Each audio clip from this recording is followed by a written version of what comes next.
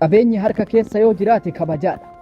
qaala ayyuuba as-sakhtayaanii waan jedhe kaana abuu qalaabata ya'murunii biluzuumi suuqii wa san'a. abuu qalaaban akka ani magaalaa bahee waa hojjadhee waa dalaguna ajajaa ture. durummaan uf danda'uun fayyaa keessaatii fi nagaa fida jedheen. qiimatul mar'i bimaa yu'ti. gatiin namaa waan inni fudhatuun osoo hin taane waan inni kennuun madaalama. qacada shaqiiqun ilbalkhiyyu an ilcamal. shaqiiq albalkhiin dalagaa dhiise akkanumatti ta'a. fasa'alahu ibraahim ibnu adham lima.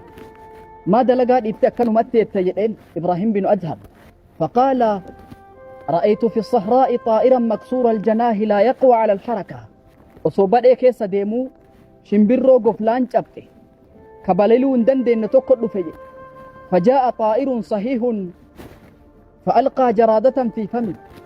شمبرون فياك أبدو توقع في قاد أفتي هو النساء فانيت دربتي برا ترتي. فقلت أكنو في انجدي إني شمبرو قفلان قبني شمبرو برا وكالي في نياتشيسي أنا اللي نياتشيسي جدي أكنو متى جدي. فقال له إبراهيم بن أدهم أكنا جدي ولما لا تكون أنت الطائر الصحيح الجناح. أتمالي بشمبرو قفلا فيام فلتيني شمبرو قفلا جابا فلت.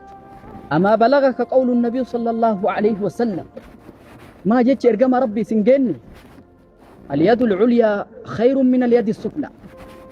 harka gubbaatu harka jalaa caalaan beeytuuti. fudhatuu caalaa kennuutu caalaan beeytu kun isin geenne jedhe. obboleessa kiyya harka jalaa caalaa harka gubbaa filadhu. fudhatuuf hin hamilin kennuuf hamil. hiyyummaan hawwin durummaa hawwin.